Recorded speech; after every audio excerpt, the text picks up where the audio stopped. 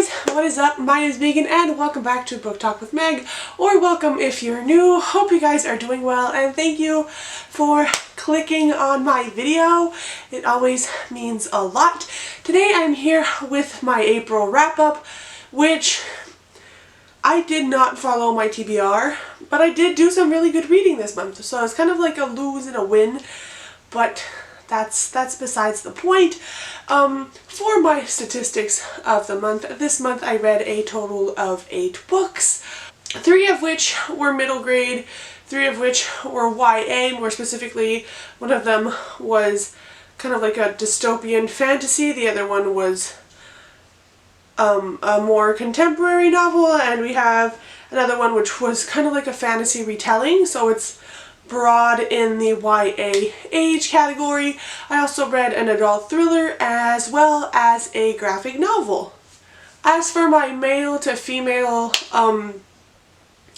ratio, if we want, 7 of the books that I read were written specifically by women, and the graphic novel was kind of mixed between male and female, so for that one both kind of count. So I am happy. I do try to read predominantly female authors. Obviously this is a big gap between both, but it's fine, whatever. As for total page count, I believe it came up to 2,692 pages, which isn't my strongest for a month, but again, still not bad. For my ratings, I have 0 1-star, 1 2-star, 0 3-star, 3 4-stars, 3 5-stars, and 1 book that I decided simply not to rate. So without further ado, we'll go through my little pile. I always go through my books from my least favorite to my most favorite, so I'm going to keep doing it that way for this month. Starting with the book I didn't rate. Also, I will leave timestamps in the down bar if you guys are looking for a particular book review or whatever, like if you're looking to hear people's thoughts about a specific book. I do that sometimes. I'll leave timestamps in the description box. So the first book I read is actually a reread, and that is The Selection by Kiera Cass. This is a book I decided not to rate on my GOODREADS. The first time I read this was years ago, before I started my booktube channel, and I had a separate GOODREADS back then, and I did rate it 5 stars then. But it didn't have a rating this time around that was like pre-programmed in my GOODREADS because I changed GOODREADS, and I didn't really think it was fair to give it a rating because enjoyment-wise, this book, 5 out of 5 stars. It was written in 2012, so obviously some things we probably would like to change. A lot of people call this book like fun trash, so would it really be deserving of a 5 stars? That's kind of where it gets ambiguous in my opinion, so I decided just not to rate it. If you guys don't know, The Selection is kind of a dystopian YA world where there are 8 different casts, and this kind of reminds me of the Hunger Games in that sense, where like the royalty are cast number 1, and people who are more than poor are cast number 8, and it's just kind of like the way you live your life. Every cast has specific jobs. We follow America Singer, who is a cast 5, and she and her family are artists. That's basically what the cast is. She doesn't have a lot of money, but they usually kind of get by. At the beginning of this book, we meet America and kind of discover that she is seeing this boy who is a caste below her, which she should not be doing, and she's not supposed to sneak around with boys anyway. But the plot really takes off when America is signed up for this thing called The Selection, when one of the males in this dystopian world is of age to get married. They host a selection where there's 35 girls who are picked and brought to where the royal family live, and they compete with one another for him to find his wife. Obviously she doesn't really want to go from the beginning because she thinks she found the boy she wants to marry, and it kind of all unfolds from there.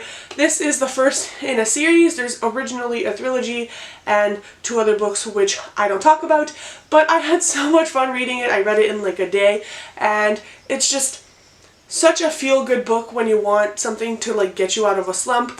Highly recommend this if you guys want to reread it, and I don't know if it's a good book to recommend if you're reading it for the first time, but still, and this is also going to be a movie, so can't wait for that one. Then, on a less positive note, I read To Kill a Kingdom by Alexander Christo, which I gave like 2.5, more like a 2 out of 5 stars. I really did not like this book, and if you guys want to see my reactions to this book and me pretty much hating on it, I'll leave a link to the vlog where I talk about this one in the cards. But I tried reading this book 2 years ago now. I really love all things pirate books. I don't read a lot of fantasy books, but anything that's pirate related, like Daughter of the Pirate King, Seafire, just a bunch of pirate books I usually love, or anything that has to do with the sea. This was for my owl to read a book set at Coaster of the Sea. I think it's Defense Against the Dark Arts. So I pushed through because at the beginning of the month I was still doing my owls. But oh my god, I should have DNF'd it the first time. This is a YA fantasy novel that's kind of a loose retelling of The Little Mermaid, in my opinion, where our main character, well, it's a dual perspective, but our main female character is a siren, and she, every year, on her birthday, kills and takes a heart, but her thing specifically is to kill a prince and take his heart.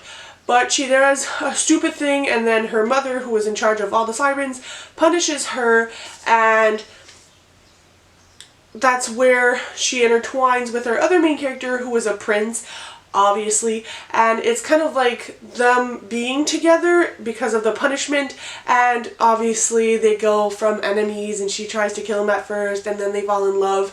But the thing that rubbed me the wrong way with this book is the execution. Like, the plotline itself, it sounds fun, I love a retelling, but I just think there was too much time spent on land. I didn't care for the characters, the writing was kind of mediocre, nothing really happened except for like the last 50 pages of this book, so it was 300 pages leading up to an ending.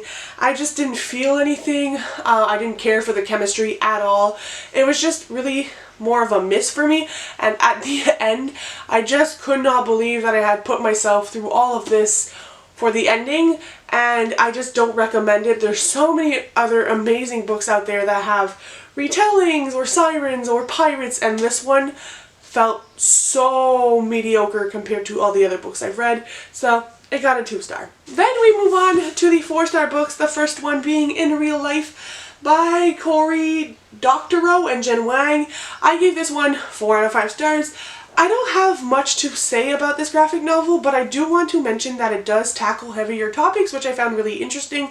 This is a YA graphic novel that follows a main character who, at the beginning is in class, and this girl who created this huge online world comes to her class and tries to recruit female players to go on this online like gaming system and play, because she finds that it's predominantly a male field, if we can say it that way, and our main character decides to join, and there's a lot of discussions on inequalities, social inequalities, as well as economics, and this all happens because our main character meets this boy who is obviously kind of like virtual, but he lives in another country and his work conditions are absolute crap, and she tries to help him navigate ways to get better like insurance and all that kind of stuff. And it's a lot of discussion on classes and just inequalities and what it means to be, like, you know, a white female or an Asian male, or, you know, there's a lot of discussion on race and gender and inequalities, and it's sprinkled in with like fantasy and great illustrations.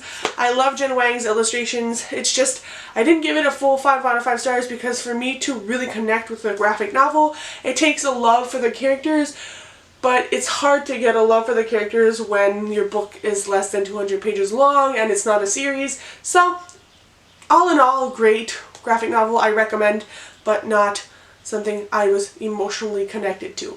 We then have a middle grade, which is Nevermoor by Jessica Townsend, and I'm kind of hesitating in my rating because I gave this a 4 out of 5 stars, but it's the kind of book you keep thinking about afterwards.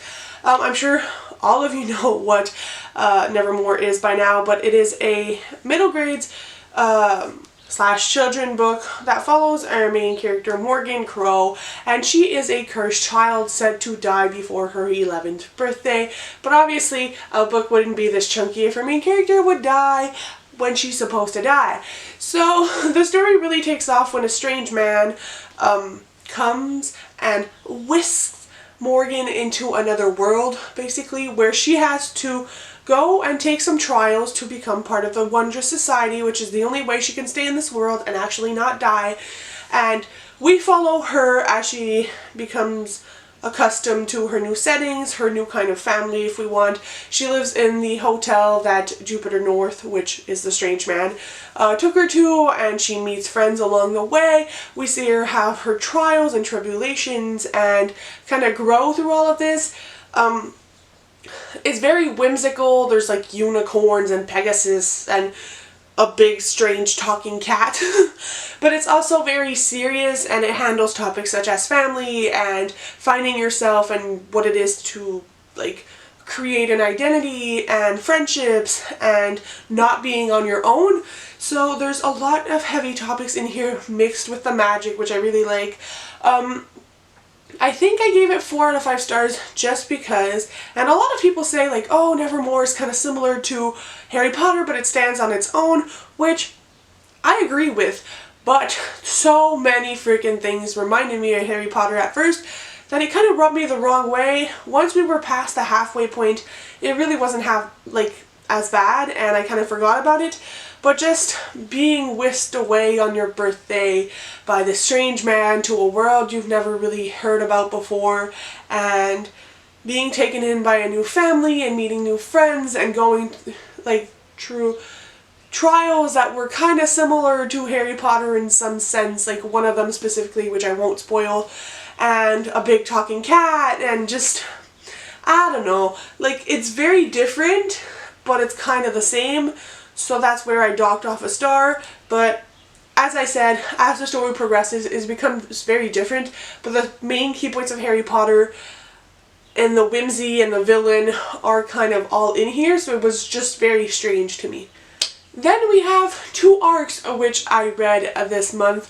The first one being Clap When You Land by Elizabeth Acevedo. I gave this one 4 out of 5 stars. It could be more of a 4.5. I really love this book. It comes out on May 5th if you guys want to pick it up if you haven't pre-ordered it already. So thank you to HarperCollins for the e-arc. This follows 2 main characters. Both of them are Dominican, and it's kind of a novel told in verse. It has a lot of trigger warnings. I have a GOODREADS complete review. I'll link it in the cards just because it does deal with a lot of heavy topics. But just as a brief explanation, this follows 2 main characters, and at first they have absolutely nothing to do with each other, but then a plane crash brings them together because they are actually blood related. It's not really a spoiler, and you can kind of guess just by the cover. And it explores family ties, loss, grief, sexual assault, just emotional assault as well, stalking. There's just a lot packed in here, and it kind of talks about what it is to be Dominican and the difference between living in the Dominican or in the States, and just your opportunities in life and what it is to grieve. It's a lot, but it's beautifully done. I really felt the emotions in this one, and I really loved the story. The only reason I docked a star was personally for me.